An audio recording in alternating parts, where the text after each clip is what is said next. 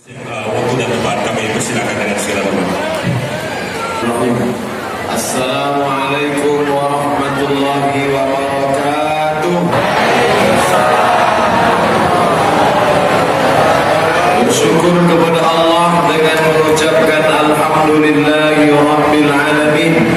Berselawat kepada Rasulullah dengan ucapan Allahumma salli ala sayyidina Muhammad wa ala ali sayyidina Muhammad.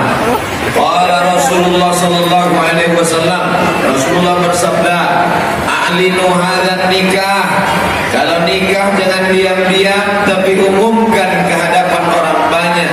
Waj'aluhu fil masajid, buatlah akadnya di masjid. Wadribu alaihi bidufuf, pukulkan gendang sebagai perayaan kesenangan hati.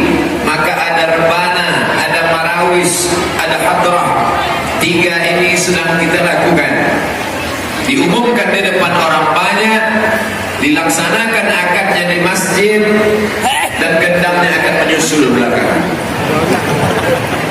Sepanjang perjalanan saya tausiah, sejak pulang dari kuliah tahun 98 kuliah, pulang 2008, tahun ini 2018, 10 tahun sudah menyampaikan tausiah. Baru inilah akad nikah yang paling ramai.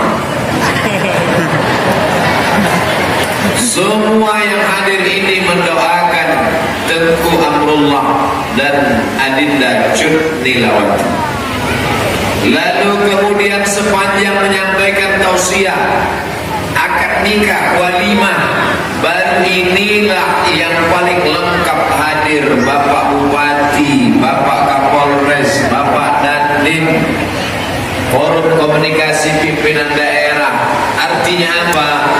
Ini adalah hari libur, hari Ahad. Mestinya mereka sibuk selama Senin, Selasa, Rabu, Kamis, Jumat, Sabtu. Hari ini mereka duduk bersama keluarga, tapi mereka datang kemari memuliakan dua orang yang hari ini amat sangat bahagia, dan kami semua yang hadir ini menumpang kebahagiaan kalian berdua. 99 kami bertemu, 2019 pas 20 tahun pertemanan persahabatan. Selama 20 tahun berkawan bersahabat itu, demi Allah, wallahi, tallahi, billahi, tak pernah Tengku Abdullah menyinggung perasaan saya. Kadang kawan-kawan ini bicara hatinya, kasar cakapnya, rusak hubungan kita. Kadang meminjam duit, lembutnya bukan main, membalikkannya lupa. Tapi bersama Tengku Abdullah, la uzaki ahadan, bukan memuji-muji di depan orang. Saya hanya bercerita tentang baiknya persahabatan kami. Tak pernah. Sedangkan telur ayam disangka lagi bersentuh, kata orang Melayu, kononlah lagi hati manusia. Telur ayam disangka bersentuh kulitnya, tapi hati parti bersentuhan kata, cakap, perbuatan. Jadi saya bersaksi atas nama Allah, pertemanan kami di Mesir berlanjut sampai hari ini. 23 kabupaten kota kami masuki di Aceh. Tak pernah kata-katanya menyinggung perasaan. Oleh sebab itu maka kalau ada yang ragu bagaimana hubungan baik dengan Tengku Abdullah, apa yang saya sampaikan ini mungkin tak bermanfaat buat orang lain, tapi buat kami ini adalah menguatkan hubungan berkawan kami di dunia. Saya berharap dulu sama-sama kami kuliah di Al-Azhar, 7 sampai jam 8 sarapan pagi, jam 8 sampai 9 ke Matang Gelumpang 2, jam 10 tepat tertulis prosesi nikah of the year Tengku Abdullah LCMA. Tertulis jam 10, saya lihat tadi akad nikah pas jam 10. Begitulah tertulis di Lauhil Mahfuz, tertulis juga di printer karton, kertas, bahwa apa yang kita lakukan hari ini menepati takdir dan kuasa Allah. Innama amruhu iza arada syai'an ayaqula lahu kun. Apa yang terjadi hari ini direkam, streaming, ditonton oleh sahabat-sahabat dakwah di seluruh Indonesia, bahkan mungkin di luar negeri, Malaysia. TKI TKW yang sedang menjadi menjadi pahlawan bangsa di Hong Kong, di China, di Saudi Arabia. Ini membuktikan, wahai saudaraku, jangan cemas pada yang belum ada, jangan terlalu berharap pada yang sudah ada. Yang sudah ada ta'aruf, yang sudah kenalan, yang sudah pacaran, na'udzubillah, jangan kalian terlalu berharap, belum tentu jadi. Tapi yang belum nampak, belum ada, hari ini dibuktikan Allah. Hai jombloan jomblowati, berbahagialah kalian hari ini. Bagaimana perjuangan Tengku Amrullah LCMA. Saya sejak pulang tak berjumpa dengan beliau, lalu kemudian dapat kabar beliau S2 di UIN Sumatera Utara. Sejak itu kami kontak, tapi juga tak jumpa.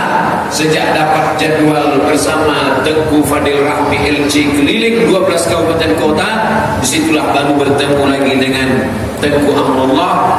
Dan pertemuan ini mudah-mudahan mendatangkan barokah, dan berkah yang paling besar adalah pernikahan hari ini. Mudah-mudahan kita semua mendapatkan rahmat dan kebaikannya, insyaallah. Amin. Wahai mempelai perempuan,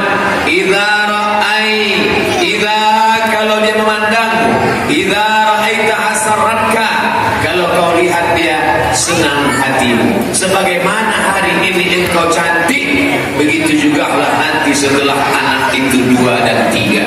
Sebagaimana hari ini engkau harum semerbak bunga-bunga, begitu juga nanti 10 tahun yang akan datang. Amin. Banyak mempelai perempuan di hari ini setengah botol parfum habis, lahir anak 2 bau bawang saja lagi. Banyak perempuan bersolek cantik bukan untuk suaminya, tapi untuk laki orang. Kalau untuk suami orang, bedak kurang tebal, lipstik kurang banyak, cantik bukan main menawan, mau keluar rumah menengok laki orang. Tapi kalau sama laki sendiri, macam hantu. Na'udzubillah. Oleh sebab itu, jangan ada ibu-ibu yang tersinggung. Kalau tersinggung berarti betul. Yang saya sampaikan ini, poin pertama untuk mempelai perempuan, idza ra'aita saraka, ketika dia memandangmu, suamimu melihatmu, maka lapang dada. Ini laki-laki tugasnya berat. Di kantor dia ditekan atasan, di jalan kena razia, kena tilang, di rumahlah hatinya lapang. Kalau sampai di kantor ditekan atasan, di jalan pula dia susah, di rumah pun susah juga, kemana lagi dia mau pergi? Dan oyok jalannya karena sabu-sabu dan narkoba. Oleh sebab itu maka baiti jannati, rumahku adalah surga.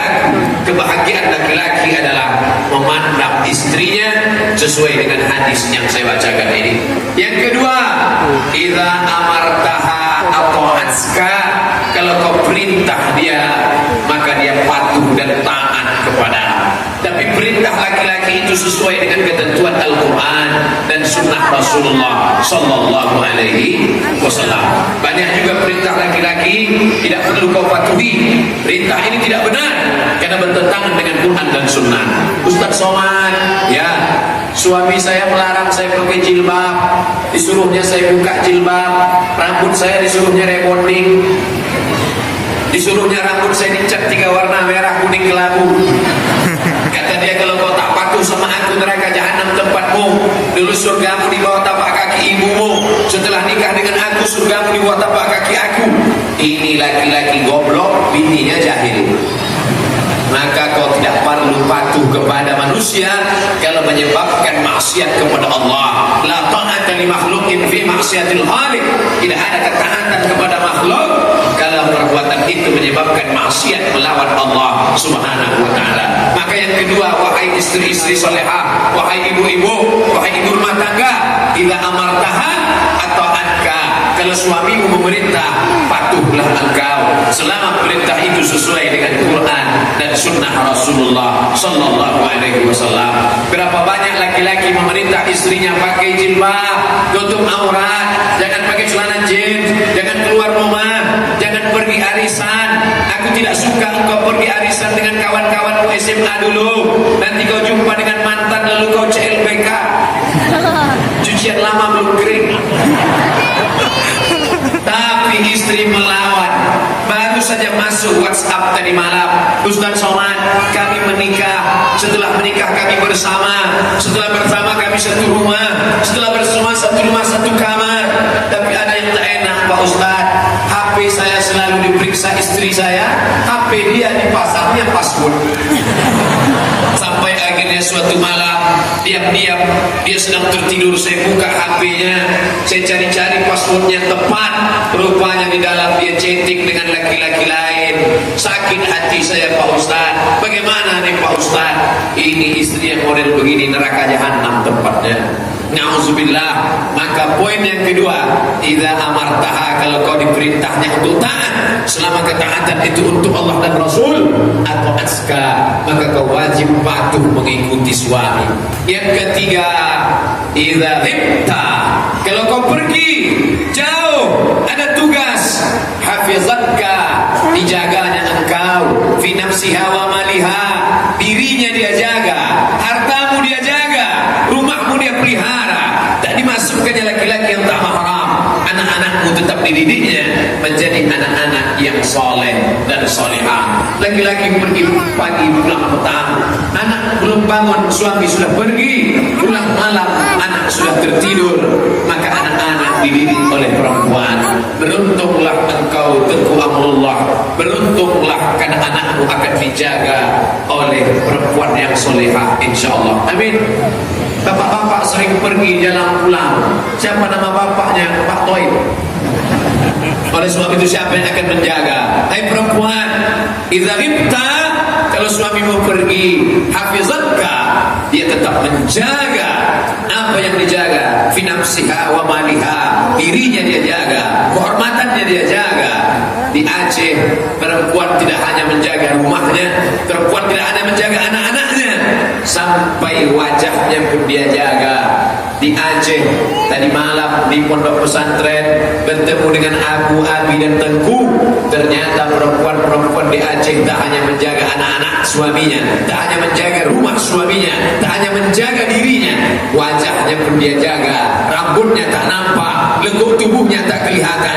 Inilah ciri perempuan yang solehah. Yang pertama, kalau dilihat menyenangkan hati. Yang kedua, kalau diperintah dia taat. Yang ketiga, kalau suami pergi, dijaganya dirinya dan anak-anaknya. Mudah-mudahan yang tiga ini ada pada ibu-ibu, insyaallah. Amin. Kalau sudah ada, alhamdulillah. Kalau tak ada, na'udzubillah. Kalau belum ada, mudah-mudahan setelah tausiah nikah ini, mudah-mudahan dia ada. Tapi jangan gara-gara ini bapak mencari-cari, ketika tak ada lalu bapak cari perempuan yang lain. Jangan. 3 untuk perempuan. Sekarang apa yang 5 untuk mempelai laki-laki? Hai mempelai laki-laki, ada 5 kewajibanmu. Yang pertama, kasih istrimu makan. Kalau 5 ini tidak ada, perempuan boleh menggugat ke pengadilan.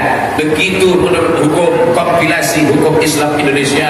Yang pertama, kasih dia makan. Berapa banyak perempuan harus mencari makan gara-gara suami tak memberi makan. Suami maunya datang senang, enak, tidur, lelap, kenyang, tak tahu dia tanggung jawab. Laki-laki dapat harta warisan 2 kali bagian perempuan. Bukan karena kalian hebat, tapi karena ada tanggung jawab yang luar biasa. 16 mayam emas ditanggung laki-laki, biaya pernikahan ditanggung laki-laki, nafkah makan minum pakaian ditanggung laki-laki. Oleh sebab itu, hai laki-laki, tanggung jawab yang pertama memberikan makan istri. Yang kedua, beri mereka pakaian. Alhamdulillah, orang-orang Aceh makmur, rezekinya murah. Amin. Tidak ada satu pun perempuan yang tak diberi pakaian oleh suaminya. Tapi pergilah kita keluar Aceh, banyak sekali laki-laki yang tak memberikan pakaian kepada istrinya. Istri tinggi 170 cm, dikasihnya kain 60 cm. Banyak lutut yang terbuka. Kadang kainnya panjang, resleting pula tak dipasang. Banyak perempuan memakai kain yang belum selesai dijahit karena terpaksa suami menariknya. Betul kata mobil saudara yang dimuliakan Allah Subhanahu wa taala, pakaian hunna libasul lakum, perempuan menjadi pakaian bagi laki-laki, wa antum libasul lahun, dan kamu menjadi pakaian bagi perempuan. Makan sudah, pakaian sudah. Yang ketiga, tempat tinggal. Askinuhunna min haitsu sakantum, tempatkan mereka di tempat sesuai dengan yang kau mampu. Tapi perempuan jangan tuntut macam-macam.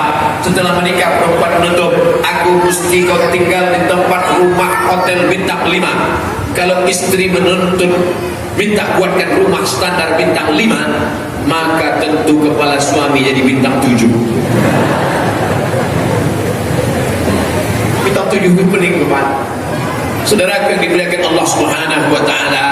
Oleh sebab itu 3 tanggung jawab laki-laki. Pertama, makan. Yang kedua, pakaian. Yang ketiga, tempat tinggal sesuai dengan kemampuan laki-laki. Sedangkan Allah saja berkata, la yukallifullahu nafsan illa wus'aha. Saya dari tadi menengok jam ini, kenapa tak berjalan? Rupanya mati.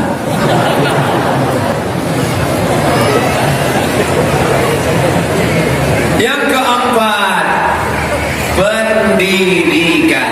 Hai laki-laki, yang mengajar istri kalian sholat adalah kalian. Hai laki-laki, yang mengajar bagaimana puasa sunat sudah dibayar, puasa wajib, puasa qadha adalah laki-laki. Hai laki-laki, yang mengajar istri kalian baca Quran adalah laki-laki. Tak terhitung berapa banyak WhatsApp yang masuk ke HP Ustaz, suami saya nggak pandai sholat. Ustaz, suami saya nggak pernah puasa. Ustaz, suami saya nggak bisa baca Quran. Dulu kenapa tak kau cari LC? Lihatlah, tengok amrullah, selamat insyaallah.